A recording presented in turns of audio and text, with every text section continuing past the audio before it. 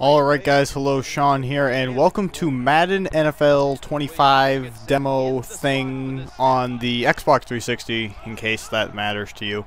So I've been playing the demo, and this is partially one game, and then the end of it is just a couple of clips that I either thought well represented the game or very poorly represented the game.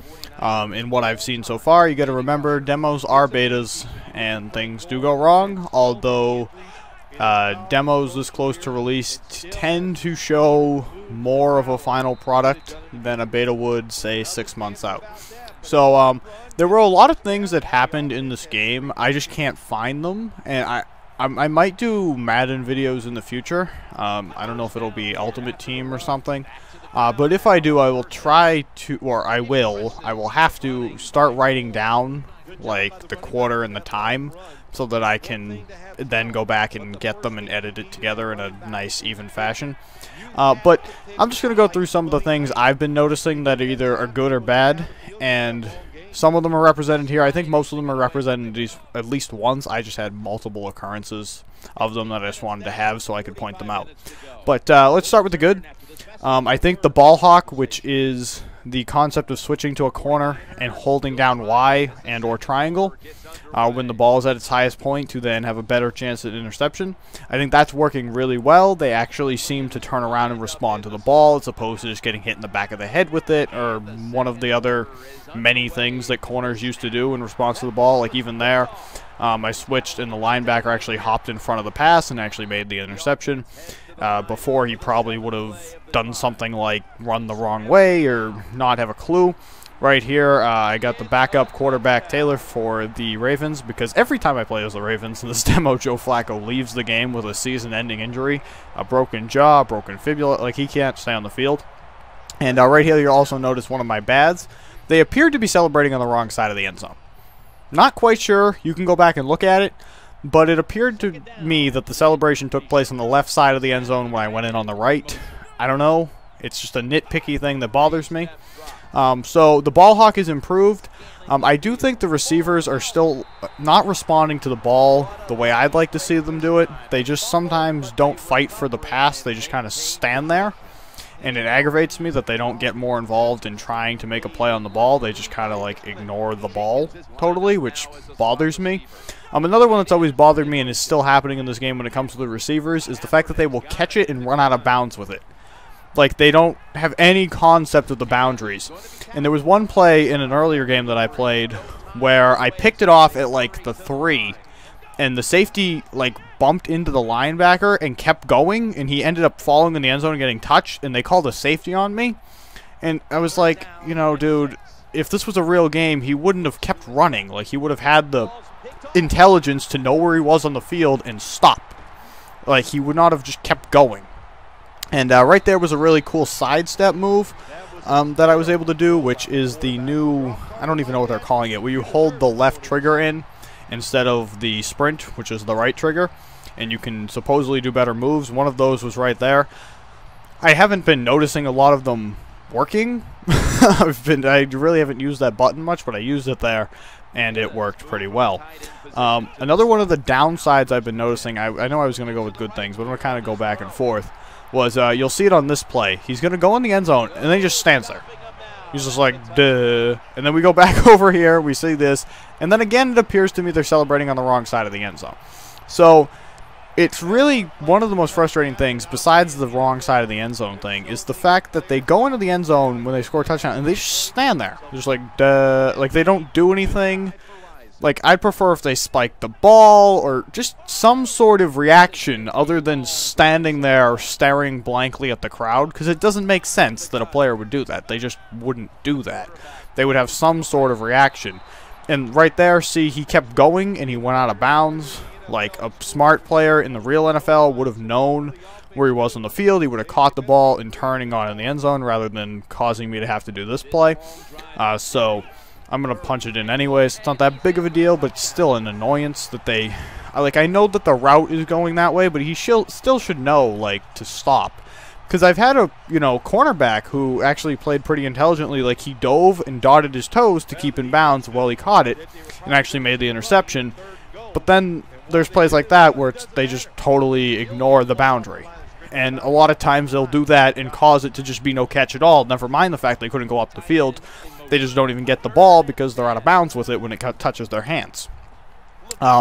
In terms of blocking, I feel like the blocking has become much better. And, like, this is a goofy interception. Like, I kind of fall into my own guy, and we kind of hug for a second. And I don't have the clip of an interception that they made on me earlier, but they caught it, and there were, like, 3 guys. And it took it, like, a good 10 seconds to realize they made an interception and turn the camera. And I have a interception they make of me where, like, I don't even know how the guy holds the ball. And again, it's one of the weird things about the Infinity Engine where they kind of, like, sometimes act really goofy. And it's just, like, the limbs bend and, like, the arms, like, behind his head. Like, it just totally doesn't make a lot of sense conceptually how he would have done it. But he does. But the blocking in this game seems to be much improved, and right here you're going to see they're showing the player of the game, which is Tommy Streeter, who has no catches, no yards, no touchdowns, and nothing. He didn't do anything in the game, so that's a glitch, clearly. I don't understand why he's player of the game. It doesn't make any sense. And they're going to have play of the game coming up, which is also nice. Like, it actually pretty much works. It's a good play. I mean, it's not play. I don't know if it was play of the game, but it's a pretty good play. You know, the blocking seems to be much improved. They do tend to get the right guy now instead of coming backwards or doing something that doesn't make any sense.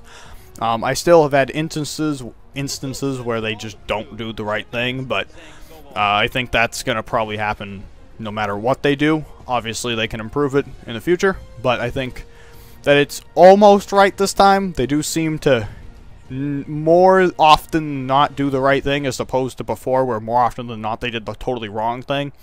You know, before, if you were like near the sidelines and you had like the receiver in front of you and you had the safety in front of you, instead of getting the safety, like the receiver would turn around and like grab a lineman behind you, or just something that didn't make any sense. They do seem to take the right guy now.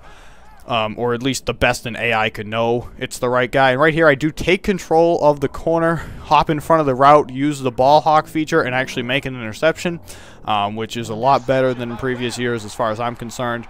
The ability to aim, like where the pass is going to go with the quarterback, seems to actually work now. You can flick the stick up to go high with it, flick the stick down to go low with it, out to the right or left. Seems to work. Like, I think he's on the right. He might even be on the wrong side of the end zone again. Maybe I'm just crazy about this end zone thing, but I do swear to God they always go on the wrong side. Because, I mean, maybe he was right there. Yeah, because if they turned the camera, then it probably was right. But, I don't know. The other one always seemed like it was the wrong side. Maybe it's the right side and I was just crazy, now that I'm thinking about it. But, anyway. So, that's what I think. I probably missed some things that have been getting to me. There's a really weird fumble that's going to come up after this set of plays that I just don't understand how it even happens. It doesn't make any sense at all. But, like, oh, this is the interception that makes no sense. I don't understand how he caught that ball. So, there's things like that that bother me. There's still just things about football that just aren't in the game or just don't work quite as well. Like, what the hell is that? That doesn't even make sense.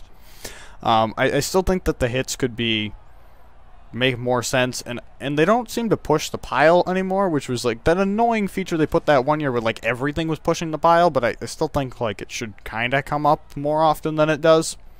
And oh, here's the one. See, the coaches, they don't have headsets, but yet they talk to their headsets, and I know they do because they put the play card in front of their like mouth, like they're covering the headset, and they don't have a headset on. Why can't they have headsets on? That just drives me crazy in Madden that they don't have headsets. But anyway, like I was trying to say before that, as far as whether or not I think you should be purchasing this game, and I don't even know what this play is. I should have did this out. Yes, it's me pausing the game. Sorry, but this is the new menu. See, it's pretty much the same as the old menu. But as far as like, should you buy the game? What do I think overall? I think it's a pretty good game. Obviously, you can go try the demo yourself. But if you're really a Madden fan, I'd say buy it, because they do a lot to improve just AI in this game, and I do think that the return of owner mode is big for people who like to play the game, because that's mainly what you're going to play other than like Ultimate Team and stuff, and that's the dumbest fumble I've ever seen.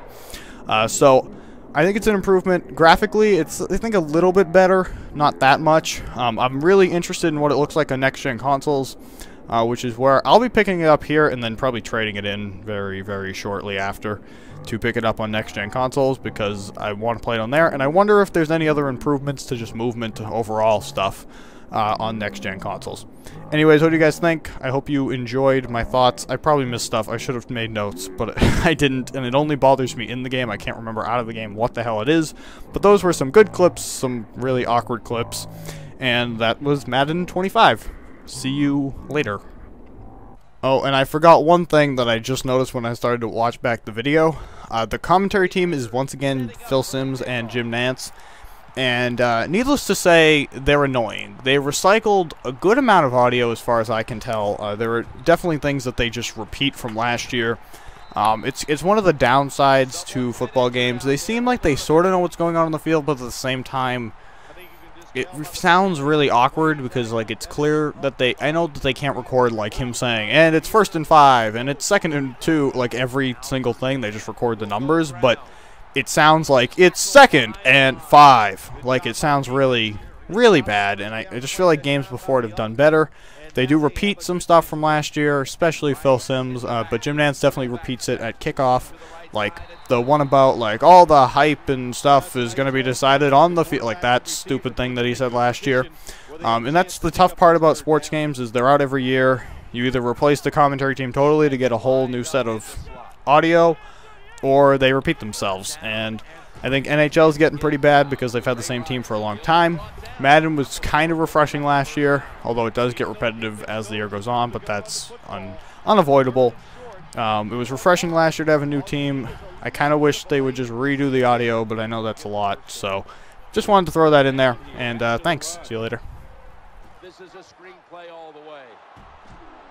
And now they'll be on the other side of the 50 after this play. Nice catch by the receiver, but it still doesn't get a first down. 15 minutes to go, and we'll return after this message and a word from your